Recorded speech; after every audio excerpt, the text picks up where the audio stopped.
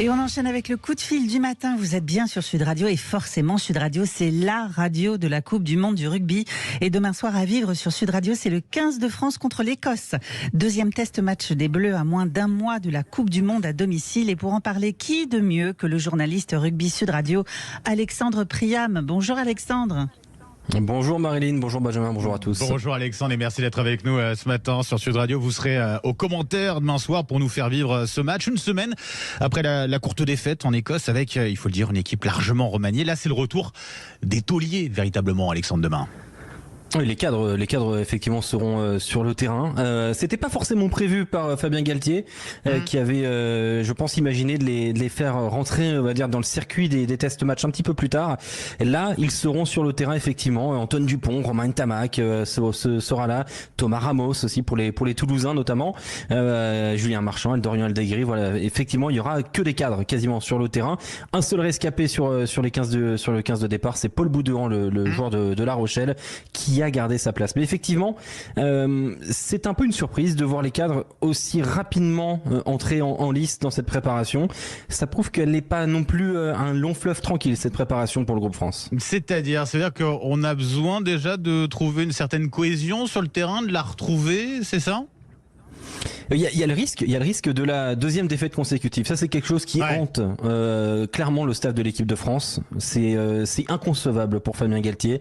Donc déjà, forcément, ça a été un élément déclencheur de ce changement de philosophie, parce qu'on devait continuer à travailler avec des équipes remaniées, dites hybrides, avec des cadres et des joueurs moins expérimentés. Là, on a mis carrément tous les cadres. Donc il y a ce point-là. Et le deuxième aussi, c'est qu'il y a des petits pépins physiques. François Cros est blessé, Romain Taofifénois est blessé, Demba Bamba est blessé. Voilà, il y a quelques pépins physiques. Il y en a 5 joueurs de l'équipe de France qui sont hors du coup pour l'instant. Donc ça, forcément, ça a changé un peu la donne. Mais surtout, il y a l'idée de ne pas pouvoir perdre 2 fois consécutives et de commencer à mettre des choses en place, parce que ce qu'on a vu la semaine dernière à Édimbourg, c'est une équipe très bien en place sur la première période et une équipe en seconde période très inquiétante. Là, comment on l'explique ça ? C'est la préparation physique qui a été très intense, ça a été pas mal dit. C'est ça véritablement ? En tout cas, le staff de l'équipe de France réfute totalement cette idée. Parce qu'ils estiment que tout le monde fait en gros la même préparation, qu'elle est effectivement très dure, mais cette façon de s'écrouler dès le retour des vestiaires, c'est pas la 60e, 65e, non, c'est dès la 41e minute. C'est quand même très très tôt. Non, je pense que c'est juste un manque d'automatisme, un manque de connexion entre les joueurs. D'ailleurs, c'est ce qu'a souligné Karim Ghezal, le co-entraîneur des avants, qui trouvait que les joueurs n'étaient plus connectés entre eux. Voilà, c'est peut-être probablement là où il faut aller chercher des choses. C'est vrai aussi que cette équipe qui a perdu en Écosse la semaine dernière, jamais ces joueurs-là n'avaient joué ensemble. Donc forcément, quand les choses deviennent plus compliquées, on se regarde un petit peu dans le blanc des yeux et on se demande que va faire le coéquipier, alors que normalement on est censé être déjà prêt au soutien pour l'aider. Après, l'Écosse, c'est quand même un beau challenge pour préparer une Coupe du Monde, Alexandre. Très beau challenge. Non, c'est vrai que c'est un très beau challenge. Il ne faut absolument pas sous-estimer cette équipe d'Écosse, qui est d'ailleurs la nation, qui a battu le plus l'équipe de France sous le mandat Fabien Galtier. C'est 3 victoires en 6 matchs. Donc 3 victoires pour la France, 3 victoires pour l'Écosse. Ce qui est quand même effectivement la nation qui nous pose le plus de problèmes par son aspect rapide, par son jeu rapide déployé, avec beaucoup de mouvements, et sa possession à laquelle elle s'attache à utiliser. L'équipe de France veut tendre un peu plus vers une possession de balle, on va dire, croissante pour cette Coupe du Monde. C'est compliqué parce que l'Écosse a exactement la même idée de jeu, voire peut-être beaucoup plus développée sur les dernières années. Oui. En tout cas, vous avez parlé des blessures aussi, Alexandre, qu'il y a dans ce 15 de France. Est-ce qu'il faut s'en inquiéter ou pas à moins d'un mois de cette Coupe du Monde ? Parmi les blessés, il n'y a rien de grave. Voilà, ça c'est déjà un point important. Tout le monde est en phase de reprise, il n'y a pas d'inquiétude.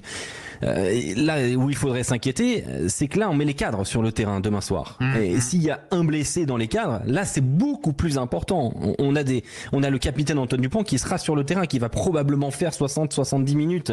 On va tous un peu trembler, entre guillemets, parce que là une blessure demain soir, ce serait beaucoup plus préjudiciable pour l'équipe de France.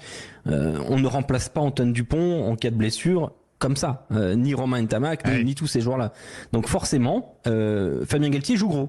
joue gros parce qu'il met son équipe, on va dire, face au spot, et il va falloir que l'équipe, déjà, elle remporte cette rencontre pour ne pas avoir 2 défaites consécutives, et puis surtout que tout le monde revienne à Marcoussis, enfin plutôt à Cabreton, avec des joueurs en forme. Ça, c'est le point le plus important. C'est le plus important, effectivement. 42 joueurs aujourd'hui dans l'effectif. À partir du 21 août, on aura la liste définitive des 33 joueurs retenus pour cette Coupe du Monde. Allez, on se mouille un petit peu, Alexandre, pour cette Coupe du Monde. Les chances de nos Bleus à l'heure actuelle, quelles sont-elles? Est-ce qu'ils sont en tout cas favoris ou parmi les favoris? Bien sûr, évidemment, l'équipe de France est favorite pour cette Coupe du Monde. Évidemment, c'est à domicile. On est la meilleure nation mondiale dans les résultats. Je dis bien dans les résultats, non pas dans le classement mondial, mais dans les résultats ces 4 dernières années. Voilà, avec l'Irlande et la Nouvelle-Zélande et l'Afrique du Sud. Voilà le quatuor qui est censé se battre pour la Coupe du Monde. Sauf que la France devrait normalement croiser dès les quarts de finale, soit la route de l'Afrique du Sud, soit la route de l'Irlande. Donc la route sera effectivement semée d'embûches, mais l'équipe de France attaquera cette Coupe du Monde, la première entièrement organisée en France, avec cette étiquette de favori qu'il va falloir un peu plus se justifier dès demain soir. Oui, et un premier match donc pour cette Coupe du Monde contre la Nouvelle-Zélande le 8 septembre. Une finale avant l'heure dès les quarts de finale. On le verra, ça en tout cas, Alexandre. Effectivement, on va la suivre cette compétition sur Sud Radio, la radio de la Coupe du Monde de rugby, avec un énorme dispositif, Alexandre. Énorme dispositif de lundi 6h du matin à dimanche minuit.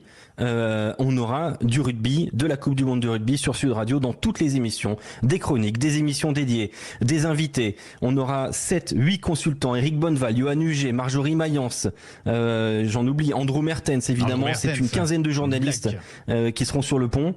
C'est un dispositif exceptionnel comme Sud Radio n'en a jamais construit. On est sur quelque chose d'absolument exceptionnel pour Sud Radio et on est très très heureux en tout cas de vous avoir construit ce dispositif qu'on va mettre en place progressivement jusqu'à la première semaine de septembre où il y aura le top départ de cette Coupe du Monde qu'on vivra ensemble sur Sud Radio. Et vous pouvez d'ailleurs déjà un petit peu la consulter, la vivre cette Coupe du Monde avec nous demain soir et puis aussi sur la page rugby sur le site de Sud Radio. C'est un site dans le site totalement dédié au rugby avec 2 podcasts, La Quête Ultime avec Daniel Herrero et Philippe Spanghero et puis Au cœur des Blacks avec Andrew Mertens. Et voilà, avant le coup d'envoi de la Coupe du Monde, en tout cas France-Écosse demain soir à Saint-Etienne, ce sera à vivre sur Sud Radio avec vous, Alexandre Priam. Très bonne journée à vous et merci d'avoir été avec nous ce matin sur Sud Radio. Merci beaucoup.